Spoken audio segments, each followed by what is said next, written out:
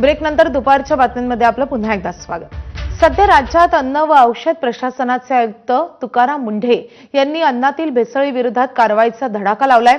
दूध आणि पनीरमध्ये भेसळ करणाऱ्यांचे धाबे दणाणलेत। तर कवी अरविंद जगताप यांनी तुकाराम मुंढेंसाठी कविता सादर केली आहे।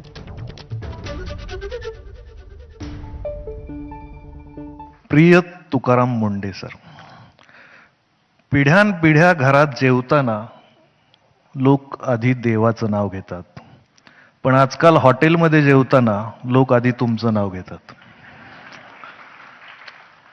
तुम्ही अन्न पदार्थात भेसळीच्या विरोधात उघडलेल्या जोरदार मोहिमेमुळे संपूर्ण देशात तुमच्यावर कौतुकाचा वर्षाव होतोय, पण आमची अडचण वेगळी आहे। तुमच्यामुळे आमच्यासारख्या सामान्य माणसाला जो मानसिक त्रास होतोय याची तुम्हाला कल्पना तरी आहे का?